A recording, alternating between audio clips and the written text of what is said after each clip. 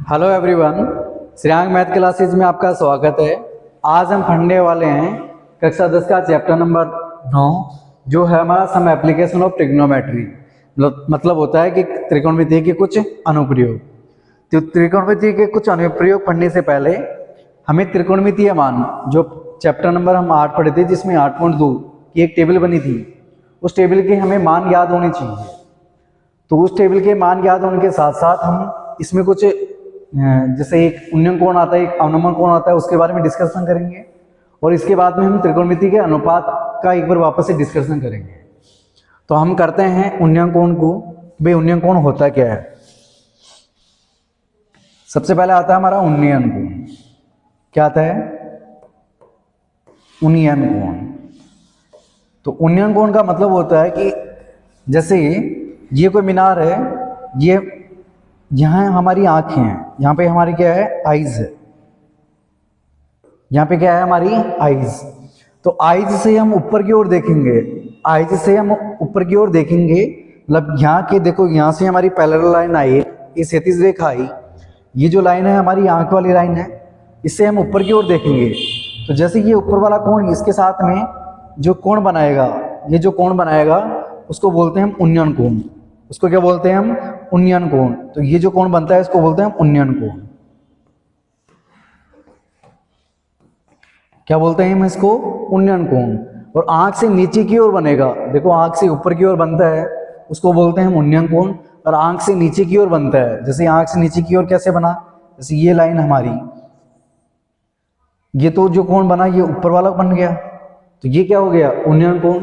इसी के अंदर यदि हम ऐसा करते हैं कि भाई ये वाली लाइन, तो ये हमारी आंख है, आंख से हम नीचे की ओर देखते हैं, तो ये जो कोण बनता है इसको बोलते हैं अवनमन कोण। क्या बोलते हैं इसको? अवनमन कोण। तो सीधा सा हमें ये याद रखना है कि यदि हम किसी चीज को ऊपर की ओर देखेंगे तो जो हमारी आंख से जो कोण बनेगा वो बोलेगा उन्नयन कोण, और नीचे की ओर देखेंगे हम तो वो बनेगा हमारा अवनमन कोण। तो ये चीजें करने के बाद हम इसमें एक समकोण त्रिभुज का उपयोग करेंगे। किसका उपयोग करेंगे हम? एक समकोण त्रिभुज बनाएंगे।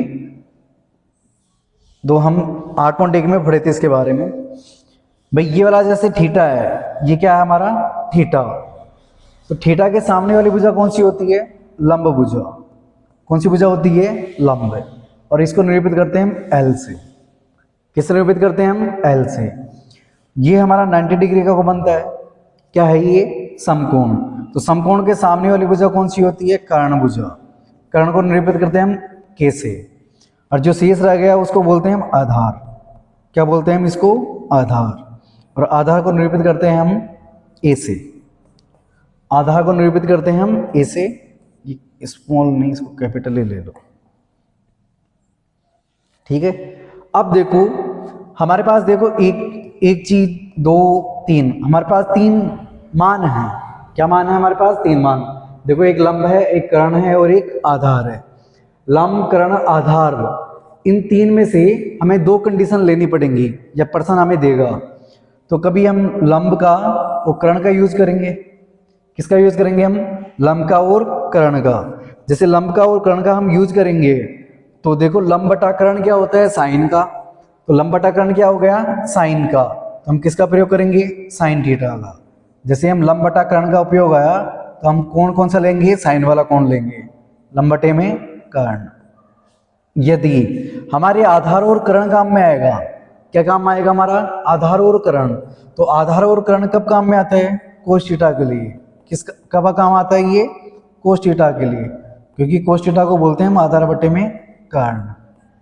इसी प्रकार से लंब बटा आधार हमारा यूज आएगा, लंब बटा आधार हमारा उपयोग में आएगा, तो हम उपयोग करेंगे tan थीटा का। किसका उपयोग करेंगे हम? tan थीटा का। और इसका मान क्या होता है? लंब बटे में आधार। क्या होता है? लंब बटे में आधार। तो अधिकतर हम इस वाली प्रश्नावली के अंदर साइन, कोस और tan का मानों का ही उपयोग करके चलेंगे। जैसे हमें टेबल है कि जैसे साइन 60 का मान, तो हमें डायरेक्ट मान याद होना चाहिए भाई √3/2 होता है। तो मैं ऐसे पूछ लिया जाए भाई tan 30 का मान क्या होता है, तो तुम्हें डायरेक्ट याद होना चाहिए भाई tan 30 का मान 1/√3 होता है। तुम ऐसे पूछ लिया जब कोस 60 का मान कितना होता है, तो तुम्हें डायरेक्ट मान याद होना चाहिए भाई 1/2 होता है। तुम ऐसे पूछ लिया जब कोसेक 30 का मान क्या होता है, कोसेक 30 का मान क्या होता है, 2 होता है। ऐसे हमें डायरेक्ट मान याद होनी चाहिए, जब जाके हमें इस प्रश्नावली को बहुत आसानी से सीख सकते हैं। तो हम इसका क्वेश्चन नंबर 1 करते हैं स्टार्ट। तो क्वेश्चन नंबर 1 है हमारा, इस प्रकार है कि सर्कस का एक कलाकार एक 20 मीटर लंबी डोरी पर चढ़ रहा है। मतलब ये वाली जो डोरी है ये कितने मीटर की है, 20 मीटर की डोरी है, और भूमि पर सीधे खंबे के शिखर से बंधा हुआ है। ये जो डोरी है वो कहाँ से बंधी हुई है, खंबे से। तो यहाँ तो खंबा है और यहाँ पे क्या है, भूमि है। यहाँ पर तो क्या है, खंबा, और यहाँ पे क्या है, भूमि। सीधे खंबे के शिखर से बंधा हुआ है। यदि भूमि स्तर के साथ में डोर द्वारा कोण कितना डिग्री का बनता है, ये कितना डिग्री का कोण है, 30 डिग्री का। कितना डिग्री का कोण है ये, 30 डिग्री का। तो खंबे की ऊंचाई हमें ज्ञात करनी है, मतलब हमें क्या ज्ञात करना है, इसका हाइट ज्ञात करना है। क्या ज्ञात करना है, हाइट। तो देखो अभी हमने पढ़ा था कि यदि देखो मान दे दिया हमें, कर्ण का मान दे दिया। किसका मान दे दिया हमें, कर्ण का मान। पूछ किसका रहा है, लंब का। लंब का मान और कर्ण का मान उपयोग में आएगा हमारा, तो मान कौन सा यूज लेंगे हम, साइन थीटा का। कौन सा यूज लेंगे हम, साइन थीटा का। तो हम लिखेंगे त्रिभुज एबीसी में, त्रिभुज एबीसी में। तो त्रिभुज एबीसी में क्या लिखेंगे हम, साइन थीटा। तो साइन थीटा का मान यूज करेंगे हम। तो साइन थीटा बराबर में क्या होता है, लंब बटे में कर्ण। क्या होता है, लंब बटे में कर्ण। तो देखो साइन थीटा का मान कितना डिग्री है, 30 डिग्री। थीटा का मान कितना डिग्री है, 30 डिग्री। इधर देखो लंब कितना था, ए बी। लंब क्या है इसका, ए बी। और कर्ण कितना है इसका, ई सी। कर्ण कितना है इसका, ए सी। तो ए बी का मान कितना है हमारे पास, एच। और कर्ण का मान कितना है हमारे पास, 20। हो गई ना बात है भाई। लंब का मान कितना है हमारे पास, एच। और कर्ण का मान कितना है हमारे पास, 20। साइन 30 का मान क्या होता है, 1/2। साइन 30 का मान क्या होता है, 1/2। और ये क्या हो गया, एच बटे में 20। इसमें हम कर देंगे क्रॉस मल्टीप्लाई। क्या कर देंगे, यहां से हम वज्र गुणा कर देंगे। तो जैसे ही वज्र गुणा करेंगे तो 2 तो एच से मल्टीप्लाई हो जाएगा, 1 20 से मल्टीप्लाई हो जाएगा। तो हमारा क्या आ जाएगा, 2h बराबर में 20। 2h बराबर में क्या आ गया, 20। तो यदि हमें h का मान निकालना होगा तो h का मान निकालेंगे हम, क्या करेंगे, 20 में हम 2 का भाग देंगे। तो h का मान कितना आ गया हमारा, 10 मीटर। तो खंबे की ऊंचाई कितनी आ गई हमारी, 10 मीटर। खंबे की ऊंचाई कितनी आ गई हमारी, 10 मीटर। इस प्रकार हमारा क्वेश्चन नंबर 1 कंप्लीट हुआ।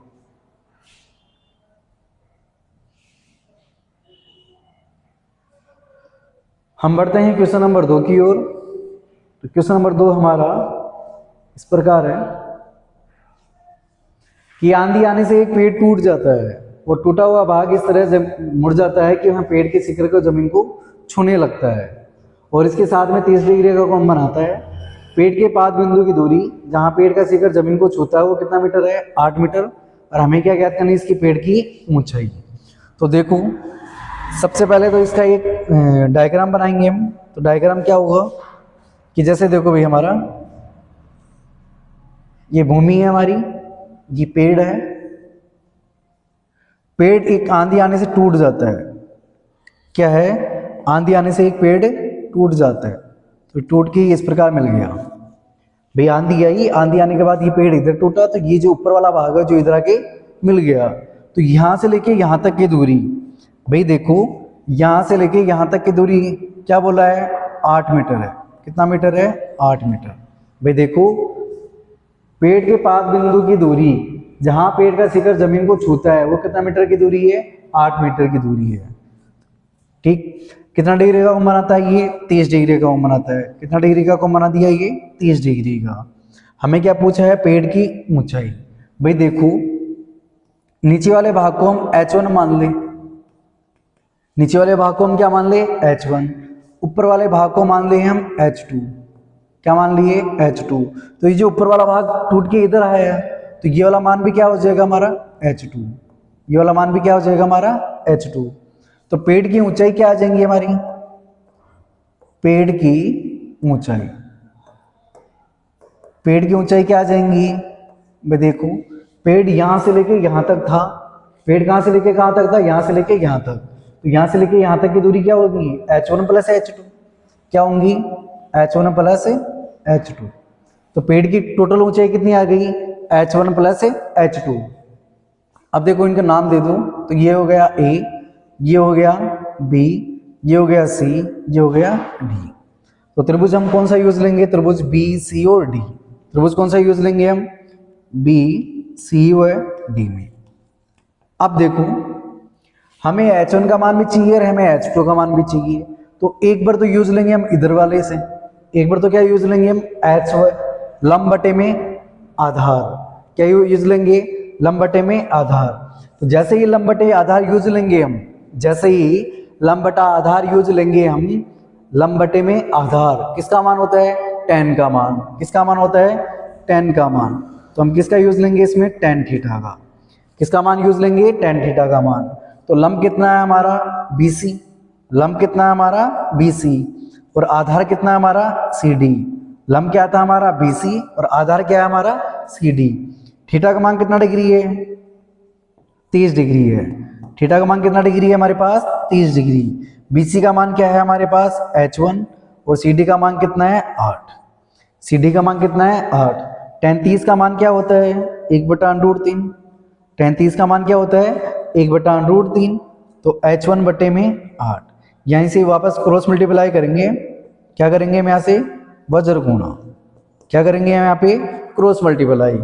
तो √3 तो हो जाएगा मल्टीप्लाई h1 से और ये बराबर हो जाएगा हमारा 8। तो h1 का मान यदि हम ज्ञात करेंगे तो h1 का मान क्या आ गया 8 बटे में √3, ये आ गया हमारे पास h1 का मान। इसी प्रकार हम h2 का मान ज्ञात करेंगे, हम किसका मान ज्ञात करेंगे, h2 का मान।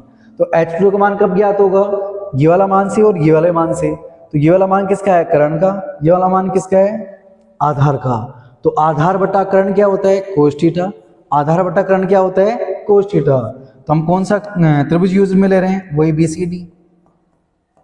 कौन सा ले रहे हैं हम, BCD। मान किसका लेंगे हम, कोस थीटा का, मान किसका लेंगे हम, कोस थीटा का मान। कोस थीटा का मान क्या होता है, आधार बटे में कर्ण। तो आधार कितना है CD और कर्ण कितना है BD।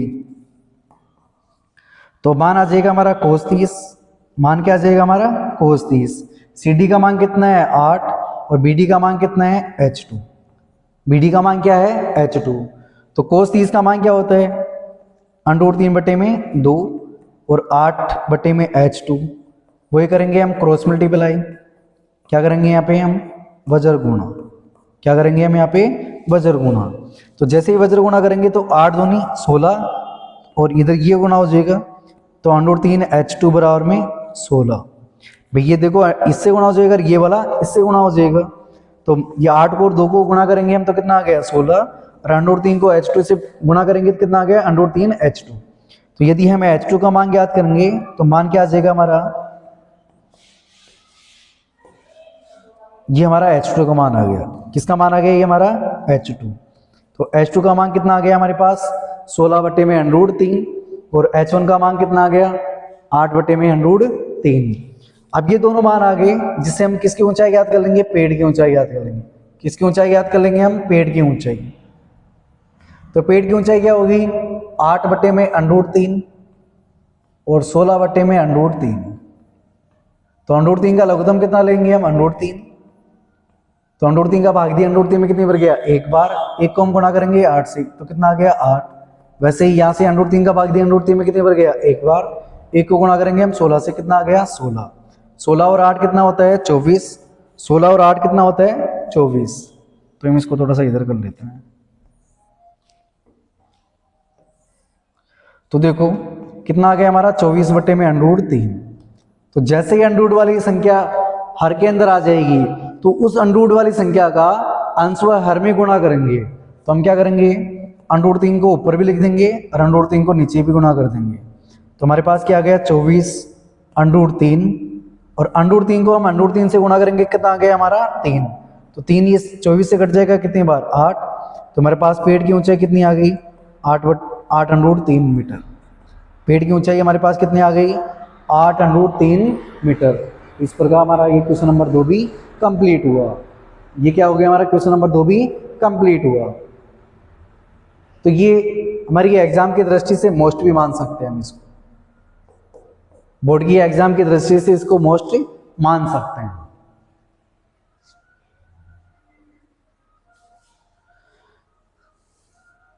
तो हम बढ़ते हैं क्वेश्चन नंबर 3 की ओर। तो क्वेश्चन नंबर 3 है हमारा,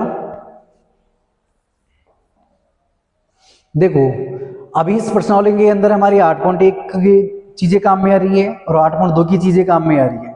तो बस 8.1 और 8.2 जब हमारी क्लियर हो जाएंगी तो हमारी 9वीं प्रश्नावली हमें बहुत इजी लगेगी। तो देखते हैं हम क्वेश्चन नंबर 3। एक ठेकेदार बच्चों को खेलने के लिए एक पार्क में 2 फिसल पट्टी लगाना चाहता है। 5 वर्ष से कम बच्चों के लिए अलग से फिसल पट्टी बनाएगा और 5 वर्ष से अधिक बच्चों के लिए अलग से फिसल पट्टी बनाएगा। तो देखो जिसका शिखर कितना है 1.5 मीटर की ऊंचाई पर हो, कितने उम्र से, तो हमें इधर साइड लिख देते हैं 5 वर्ष से कम, 5 वर्ष से कम।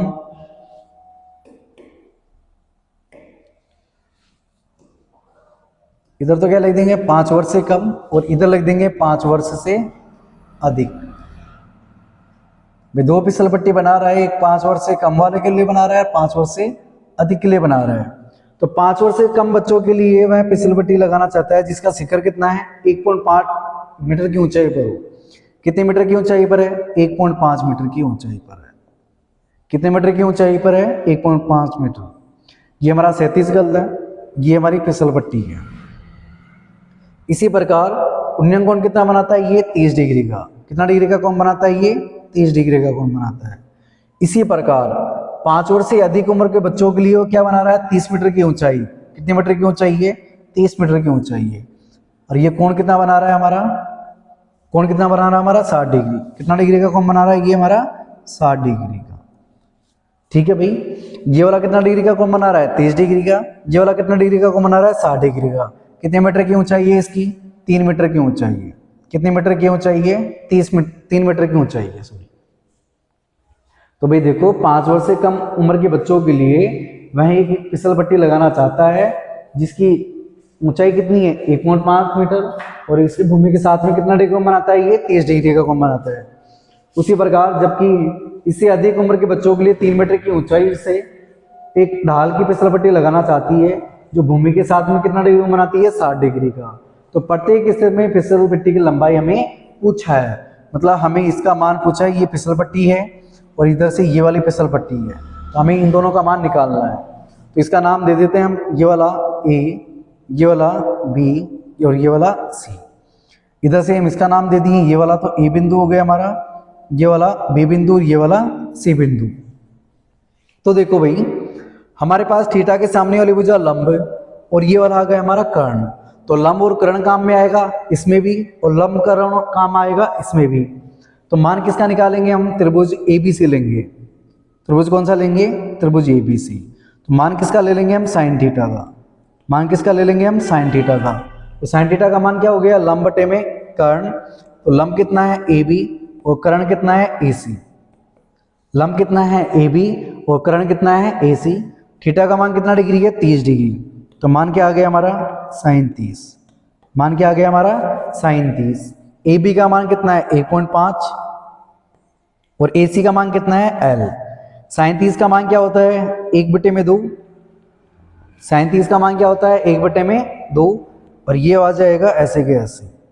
तो जैसे ही हम इसका क्रॉस मल्टीप्लाई करेंगे, क्या करेंगे हम यहाँ से वज्र गुणा करेंगे। तो 2 गुणा हो जाएगा 1.5 से और एल गुणा हो जाएगा 1 से। तो एल बराबर में 1.5 को हम 2 से गुणा करेंगे तो 3.0 आएगा। कितना आएगा 3.0 और 3.0 को हम क्या लिख सकते हैं 3 मीटर। तो 5 वर्ष से कम बच्चों के लिए फिसल पट्टी की लंबाई कितनी है 3 मीटर। कितना है 3 मीटर। इसी प्रकार से 5 वर्ष से अधिक बच्चों के लिए निकाल रहे हैं हम, तो वही लिखेंगे त्रिभुज एबीसी। क्या लिखेंगे हम, त्रिभुज एबीसी में। नाम देना चाहो तो अलग दे सकते हो। तो त्रिभुज एबीसी में हम क्या लेंगे, वही साइन थीटा लेंगे। क्या लेंगे हम, वही साइन थीटा। इधर क्या आ जाएगा लंब ए बी और कर्ण कितना आ जाएगा ए सी। साइन कितना आ गया 60 डिग्री साइन कितना आ गया 60 डिग्री। ए बी का मान कितना है 3 और ए सी का मान कितना है हमारे पास एल।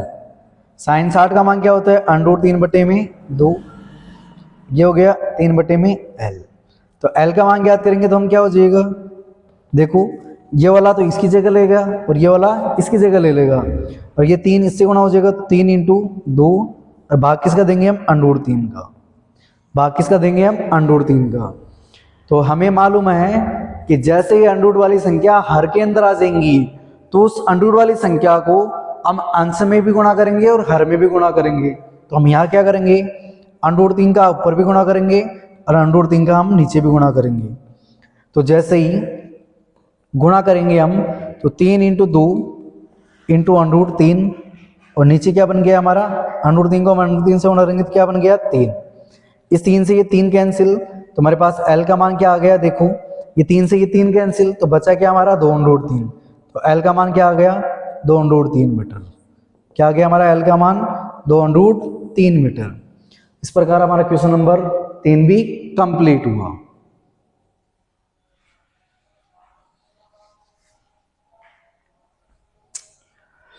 तो हम बढ़ते हैं क्वेश्चन नंबर 4 की ओर। क्वेश्चन नंबर 4 हमारा इस प्रकार है, देखो भूमि के एक बिंदु से जो मीनार के 5 बिंदु से 30 मीटर की दूरी पर है, भूमि का कोई एक बिंदु है जो मीनार के 5 बिंदु से कितनी दूरी पर है 30 मीटर की दूरी पर है। मीनार के शिखर का उन्नयन कोण 30 डिग्री है तो मीनार की ऊंचाई ज्ञात कीजिए। देखो बिल्कुल सिंपल प्रश्न है। सबसे पहले हम ये कोई मीनार है हमारी, ये कोई 5 बिंदु है और यहाँ पे कोई देखो भूमि के एक बिंदु से, भूमि का कोई एक बिंदु है, मीनार का 5 बिंदु ये हो गया। इसकी दूरी कितनी है 30 मीटर की और इसका ये वाला मान है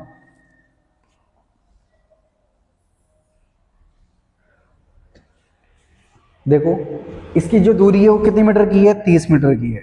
कितने मीटर की दूरी है ये 30 मीटर की दूरी है। उन्नयन कोण कितना बनाता है 30 डिग्री। उन्नयन कोण कितना बनाता है 30 डिग्री। तो मीनार की शिखर का उन्नयन कोण 30 डिग्री है तो मीनार की ऊंचाई ज्ञात कीजिए। किसकी ऊंचाई ज्ञात करना है मीनार की। तो मीनार कौन सी थी हमारी ये वाली, इसकी ऊंचाई हम क्या मान लेंगे h। नाम दे दो ये वाला a, ये वाला b और ये वाला c। तो हमारे पास त्रिभुज में क्या काम में आ रहा है, देखो थीटा के सामने वाले भुजा लंब, ये वाला भुजा कौन सा हो गया आधार। लंब बटा आधार क्या होता है कि tan थीटा। लंब बटा आधार क्या होता है tan थीटा। तो हम त्रिभुज ABC को यूज करेंगे तो हम किसका उपयोग करेंगे tan थीटा का। तो tan थीटा का जैसे हम उपयोग करेंगे तो AB बटे में BC फिर लंब बटे में आधार। थीटा का मान कितना डिग्री है 30 डिग्री। थीटा का मान कितना डिग्री है 30 डिग्री। AB का मान कितना है h, BC का मान कितना है 30। tan 30 का मान क्या होता है हमारे 1/√3 बराबर में h बटे में 30। क्या करेंगे हम यहाँ से क्रॉस मल्टीप्लाई। क्या करेंगे हम यहाँ से क्रॉस मल्टीप्लाई। तो जैसे ही हम इसका क्रॉस मल्टीप्लाई करेंगे तो √3 तो गुणा हो जाएगा h से तो क्या आ गया √3h और 30 गुणा हो जाएगा 1 से तो क्या आ गया 30। तो h का मान ज्ञात करेंगे तो हम क्या करेंगे 30 बटे में √3, 30 बटे में √3। देखो वही बात आ गई कि यदि हर के अंदर अंडर रूट वाली संख्या है तो उस अंडर रूट वाली संख्या का अंश व हर में गुणा करेंगे। तो हम क्या करेंगे √3 का ऊपर भी गुणा कर देंगे, √3 का नीचे भी गुणा कर देंगे। तो हमारे पास h का मान क्या आ गया 30 √3 और जैसे ही √3 को हम √3 से गुणा करेंगे तो हमारे पास क्या आ गया 3 और इस 3 का भाग देंगे हम 30 में, कितनी बार गया 10 बार। तो हमारे पास h का मान कितना आ गया 10√3 मीटर। क्या आ गया हमारे पास 10√3 मीटर। इस प्रकार हमारे मीनार की ऊंचाई कितनी आ गई 10√3 मीटर। तो हमारा क्वेश्चन नंबर 4 भी कंप्लीट हुआ।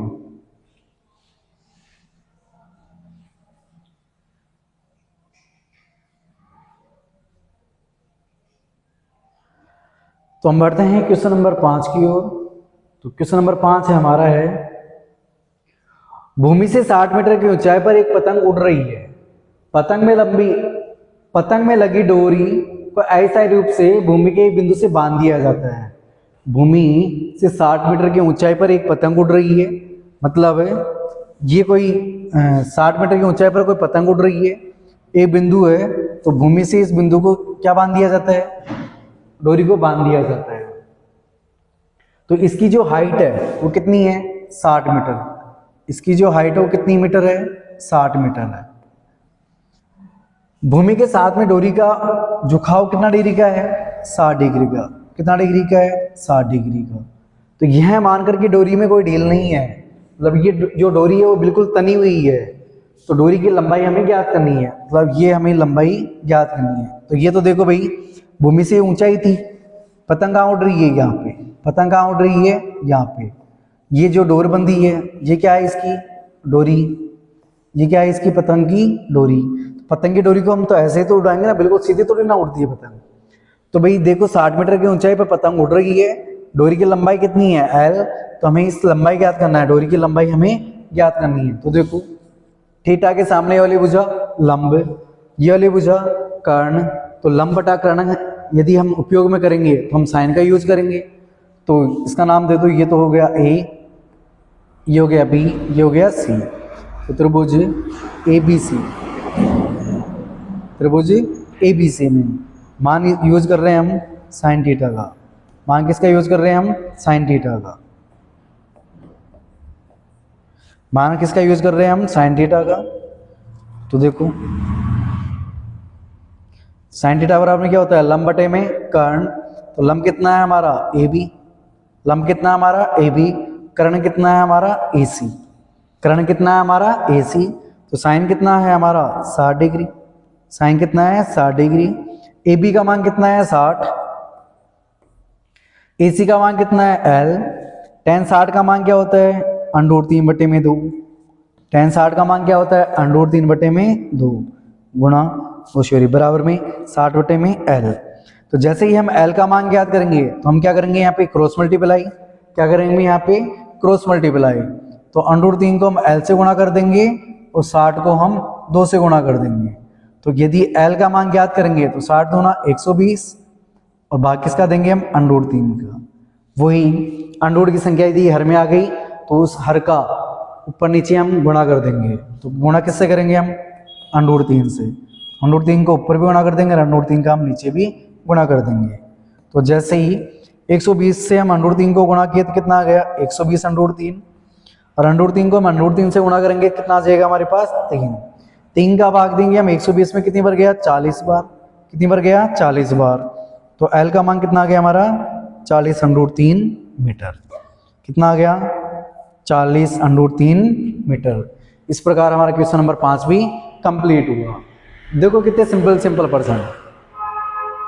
ये प्रश्न सिंपल तब बनेंगे हमारे लिए जब हमें प्रश्नावली 8.1 और 8.2 की चीजें याद होंगी। तो हम बढ़ते हैं क्वेश्चन नंबर 6 की ओर। क्वेश्चन नंबर 6 हमारा इस प्रकार है। भाई देखो 1.5 मीटर लंबा एक लड़का 30 मीटर ऊंचे भवन से कुछ दूरी पर खड़ा है। तो भाई देखो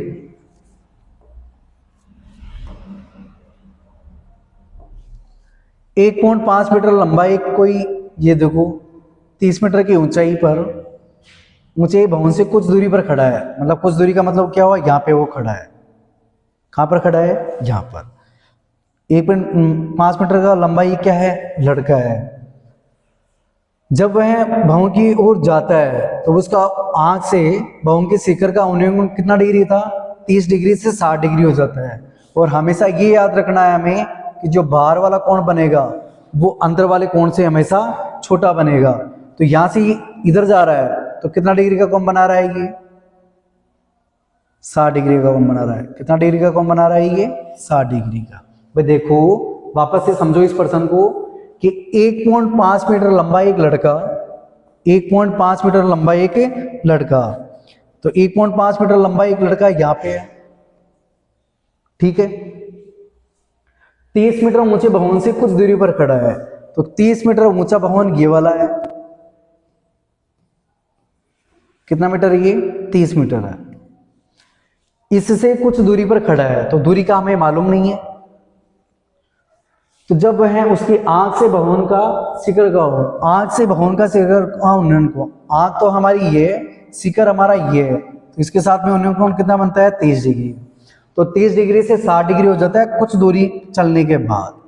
कितना डिग्री हो जाता है? 60 डिग्री। देखो जब वह भवन की ओर जाता है, भवन की ओर जा रहा है, तो 30 डिग्री से 60 डिग्री हो गया हमारा। तो देखो यदि हम इसको x1 मान लें, इस वाली दूरी को हम क्या मान ले? x1। इसको हम क्या मान ले? x2।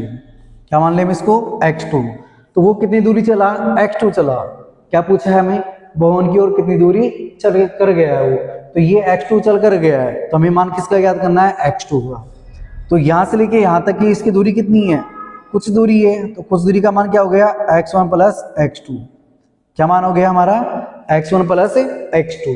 अब देखो समझने की बात है कि ये 0.5 है, तो यहाँ पे भी कितना आएगा हमारा?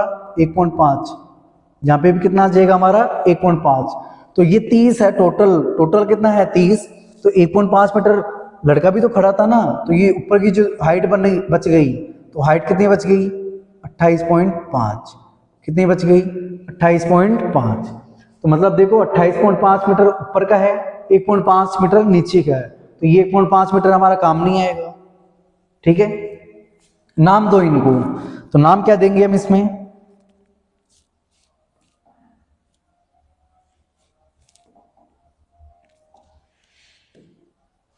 तो ये हो गया हमारा ए बिंदु, ये हो गया हमारा बी बिंदु, ये हो गया हमारा सी, ये हो गया हमारा डी, ये हो गया हमारा ई, और ये हो गया हमारा एफ बिंदु। आई बात समझ में? ये वाला ए बिंदु, ये वाला बी, ये सी, ये डी, ये ई और ये एफ। अब देखो थीटा हमारा ये है, तो लंब हो गया हमारा ये। थीटा हमारा ये है, तो लंब हो गया हमारा ये। तो हमारे पास ये क्या रह गया? आधार। क्या रह गया? ये हमारे पास आधार।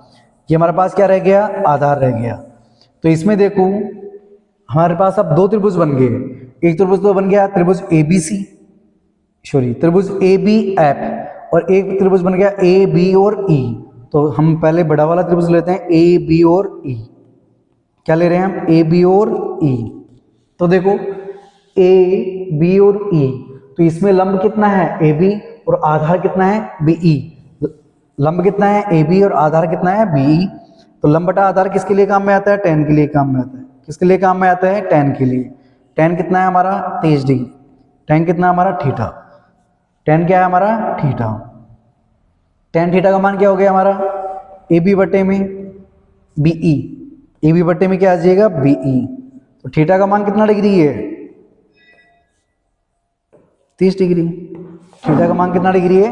30 डिग्री। AB का मान कितना है हमारा? 28.5। AB का मान कितना है हमारा? 28.5। BE का मान कितना है? x1 plus x2। BE का मान कितना है हमारा? x1 plus x2। तो tan 30 का मान क्या होता है? 1/√3 बराबर में 28.5 बटे में x1 प्लस x2। तो जैसे ही हम क्रॉस मल्टीप्लाई करेंगे, क्या करेंगे हम यहाँ पे? वज्र गुणा। तो जैसे ही हम इसका वज्र गुणा करेंगे तो क्या हो जाएगा हमारा? x1 प्लस x2 बराबर में कितना आ गया? 28.5 √3। ये हो गया हमारा पहला समीकरण। ये क्या हो गया हमारा? पहला समीकरण। इसी प्रकार हम क्या करेंगे? इस वाले त्रिभुज का मान निकालेंगे, त्रिभुज A, B और F में। त्रिभुज AB और F में। तो त्रिभुज A, B और F में क्या हो गया? आधार तो क्या आ गया हमारा? AB, सॉरी आधार क्या है? BF, और लंब कितना है हमारा? AB। तो लंब बटे में आधार क्या काम में आता है?